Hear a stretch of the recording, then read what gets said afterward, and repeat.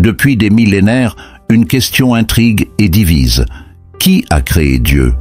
Cette interrogation soulève des débats passionnés entre croyants, philosophes, scientifiques et sceptiques.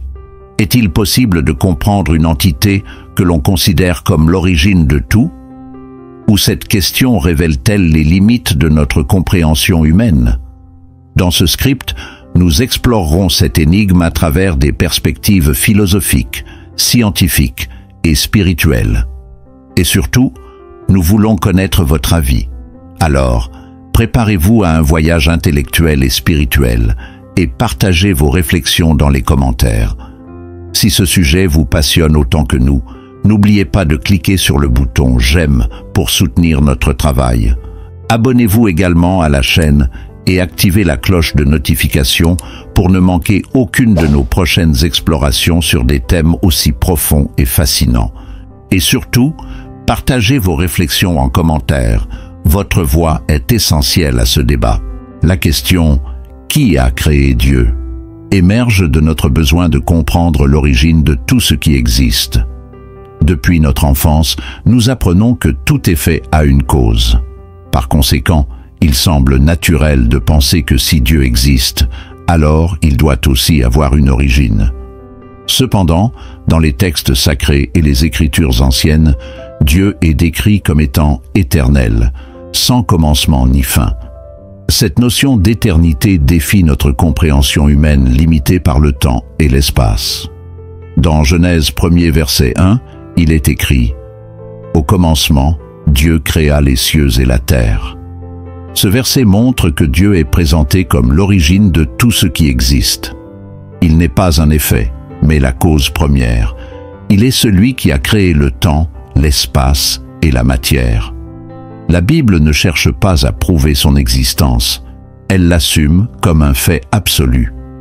Dans Psaume 90, verset 2, nous lisons « Avant que les montagnes soient nées, et que tu aies créé la terre et le monde, d'éternité en éternité, tu es Dieu. » Ce verset souligne la nature éternelle de Dieu, affirmant qu'il existe au-delà des limites du temps. Pensez-vous que notre esprit humain, limité par le temps et l'espace, est capable de concevoir l'idée d'un être éternel?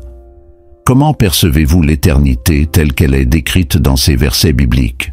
La philosophie a longtemps tenté d'expliquer l'existence de Dieu en s'appuyant sur la logique et la raison. Aristote, par exemple, a introduit le concept du moteur immobile, une force éternelle et immuable à l'origine de tout mouvement dans l'univers. Mais dans les Écritures, Dieu est décrit comme bien plus qu'une force impersonnelle. Il est un être vivant, actif et créateur. Dans Ésaïe 44, verset 6, Dieu déclare « Je suis le premier et je suis le dernier, et hors moi, il n'y a point de Dieu. » Ce verset montre que Dieu se positionne comme l'unique source de toute existence, sans égale ni origine. Cette déclaration élimine la nécessité de chercher une cause à son existence. Saint Thomas d'Aquin, dans sa théologie, affirme que Dieu est l'acte pur, un être nécessaire qui n'a besoin d'aucune cause extérieure pour exister. Cette idée est renforcée par Colossiens 1er verset 16 à 17. Car en lui ont été créées toutes les choses qui sont dans les cieux et sur la terre, les visibles et les invisibles. Tout a été créé par lui et pour lui. Il est avant toute chose et toute chose subsiste en lui. Cela confirme que Dieu est non seulement la source de la création, mais aussi celui qui maintient tout ce qui existe. Selon vous, ces perspectives philosophiques et bibliques nous aident-elles à mieux comprendre pourquoi Dieu est présenté comme incréé? Partagez vos réflexions. La science moderne offre une perspective différente sur l'origine de l'univers. Avec la théorie du Big Bang, les scientifiques affirment que l'univers a eu un commencement, mais cette théorie soulève une question fondamentale. Qu'est-ce qui a causé le Big Bang? Les Écritures anciennes offrent une réponse: Dieu. Dans Hébreux 11, verset 3, il est écrit « Par la foi, nous comprenons que les mondes ont été formés par la parole de Dieu, en sorte que ce qu'on voit n'a pas été fait de choses visibles. » Ce verset montre que l'univers, dans sa complexité, trouve son origine dans une force invisible et divine. Il dépasse ce que la science peut observer ou mesurer. La théorie scientifique, bien qu'elle ne puisse prouver l'existence de Dieu, révèle un univers organisé avec des lois précises. Cela est en accord avec Jérémie 10, verset 12. Il a fait la terre par sa puissance, il a fondé le monde par sa sagesse, il a étendu les cieux par son intelligence. Les Écritures soulignent que la complexité et l'ordre de l'univers témoignent de la sagesse et de l'intelligence de son Créateur. Pensez-vous que la science et la foi peuvent coexister pour expliquer les origines de l'univers? Voyez-vous dans l'ordre de la création une preuve de l'existence d'un Dieu créateur? Les traditions spirituelles présentent Dieu comme une réalité transcendantale, au-delà des concepts humains de cause et d'effet. Les Écritures décrivent Dieu comme celui qui est, qui était et qui vient. Il est un mystère infini. Dans Apocalypse 1er verset 8, Dieu dit « Je suis l'alpha et l'oméga, dit le Seigneur Dieu, celui qui est, qui était et qui vient, le Tout-Puissant. » Ce verset met en évidence que Dieu n'a ni début ni fin.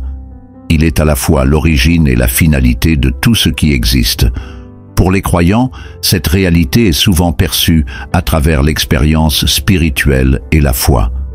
Dans Jean 1er verset 1er à 3, il est écrit « Au commencement était la parole, et la parole était avec Dieu, et la parole était Dieu.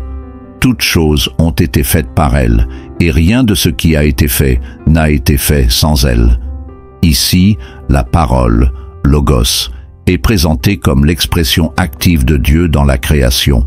Avez-vous déjà ressenti une connexion spirituelle qui vous pousse à croire que Dieu est au-delà de toute explication rationnelle?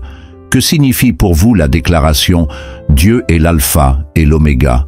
La question « Qui a créé Dieu ?» est une invitation à explorer les profondeurs de notre foi et de notre compréhension. Les Écritures anciennes ne répondent pas directement à cette question, car elles considèrent que Dieu est par définition incréé. Pourtant, elles nous appellent à la réflexion, non pas pour tout comprendre, mais pour apprendre à faire confiance à une réalité plus grande que nous. Dans Deutéronome 29, verset 29, il est écrit « Les choses cachées sont à l'Éternel notre Dieu, les choses révélées sont à nous et à nos enfants, afin que nous mettions en pratique toutes les paroles de cette loi. » Cela montre que certaines vérités sur Dieu resteront toujours un mystère, mais cela ne doit pas diminuer notre foi. Selon vous, le fait que Dieu soit décrit comme un mystère renforce-t-il ou affaiblit-il votre foi? Comment comprenez-vous cette idée de Dieu comme étant au-delà de notre logique? L'infini, en tant que concept, dépasse notre compréhension humaine. Nous sommes habitués à un monde où tout a un début et une fin, le lever et le coucher du soleil, la naissance et la mort. Pourtant, Dieu est décrit dans la Bible comme éternel, sans commencement ni fin, un paradoxe qui défie la logique humaine. Dans Ésaïe 40, verset 28, il est écrit « Ne le sais-tu pas, ne l'as-tu pas appris? C'est le Dieu d'éternité, l'Éternel, qui a créé les extrémités de la terre. Il ne se fatigue point, il ne se lasse point. » Ce verset souligne la nature infinie de Dieu qui transcende les limites de notre compréhension. Un exemple poignant peut être trouvé dans la nature elle-même. Imaginez une ligne mathématique infinie qui ne commence ni ne finit, une abstraction que nous utilisons pour résoudre des problèmes complexes. Pourtant, même cette idée est limitée par notre capacité à la visualiser. De même, nous pouvons conceptualiser l'infini de Dieu, mais le comprendre pleinement reste hors de portée. Dans Psaume 90, verset 2, le psalmiste écrit « Avant que les montagnes soient nées et que tu aies créé la terre et le monde, d'éternité en éternité, tu es Dieu. » Cela décrit une existence qui transcende le temps et l'espace, une réalité qui ne peut être confinée dans nos catégories humaines. Pensez-vous que notre esprit humain, limité par le temps et l'espace, peut comprendre l'idée d'un infini sans début ni fin? Comment percevez-vous l'éternité décrite dans ces versets? Dans les religions polythéistes, les dieux ont souvent des origines définies. Par exemple, dans la mythologie grecque, Gaïa, la terre, donne naissance à Uranus, le ciel, et ensemble, ils engendrent les titans. Ces récits expliquent l'existence des divinités dans un cadre hiérarchique où même les dieux dépendent d'entités plus anciennes. Cela contraste fortement avec la vision biblique d'un Dieu unique et incréé. Dans Ésaïe 44, verset 6, Dieu proclame « Je suis le premier et je suis le dernier, et hors moi, il n'y a point de Dieu ». Cette déclaration affirme l'unicité et l'éternité de Dieu, qui ne dépend d'aucune autre entité pour exister. Les récits polythéistes, bien qu'intéressants, reflètent souvent des limites humaines. Ils humanisent les dieux en leur attribuant des caractéristiques comme la naissance, les conflits et même la mort. En revanche, la Bible présente Dieu comme transcendant. Dans Jean 1er verset 1, il est écrit « Au commencement était la parole, et la parole était avec Dieu, et la parole était Dieu ». Cela démontre une existence divine qui précède tout commencement. Pensez-vous qu'il est plus facile de concevoir plusieurs dieux avec une origine que d'accepter un Dieu unique et éternel? Pourquoi? Les mythes jouent un rôle essentiel dans l'histoire humaine. Dans les récits mésopotamiens, comme l'épopée de Gilgamesh, les dieux naissent des eaux primordiales et créent le monde à partir du chaos. De même, les récits égyptiens racontent comment Atum s'est auto-engendré pour donner naissance au ciel et à la terre. Dans les Écritures bibliques, cependant, Dieu n'a pas besoin d'un récit d'origine. Il est décrit comme préexistant à toute création. Dans Genèse 1er verset 1, il est simplement dit « Au commencement, Dieu créa les cieux et la terre ». Ici, Dieu est présenté comme l'initiateur de tout, sans origine ni explication de son existence. Ces récits mythologiques reflètent une tentative humaine d'expliquer l'inexplicable, alors que la Bible transcende cette logique en affirmant que Dieu est au-delà des récits humains. Dans Colossiens 1er verset 16, il est écrit « Car en lui ont été créées toutes les choses qui sont dans les cieux et sur la terre, les visibles et les invisibles. » Selon vous, les mythes sur l'origine des dieux servent-ils uniquement à expliquer l'inexplicable ou révèlent-ils une autre dimension de la réalité? Quel rôle jouent ces récits dans nos croyances? Certains athées considèrent la question « Qui a créé Dieu ?» comme une impasse, arguant qu'elle repose sur une hypothèse injustifiée. Si tout doit avoir une cause, pourquoi exclure Dieu de cette règle? D'un autre côté, les agnostiques reconnaissent l'incapacité humaine à répondre à cette question et préfèrent rester dans l'incertitude. Pour les croyants, cette question trouve une réponse dans Hébreux 11 verset 6. Or, sans la foi, il est impossible de lui être agréable, car il faut que celui qui s'approche de Dieu croit que Dieu existe et qu'il est le rémunérateur de ceux qui le cherchent. Ici, la foi est présentée comme une clé pour accepter des vérités qui échappent à la logique humaine. La vision athée repose souvent sur une compréhension matérialiste de l'univers, mais cela laisse des questions sans réponse. Pourquoi y a-t-il quelque chose plutôt que rien? Les croyants voient dans cette question une invitation à explorer plus profondément leur foi. Si l'on suppose que la question est insoluble ou sans réponse, cela change-t-il votre perception de Dieu ou du sens de l'existence? Pour beaucoup, Dieu n'est pas une question logique, mais une évidence ressentie au plus profond de leur être.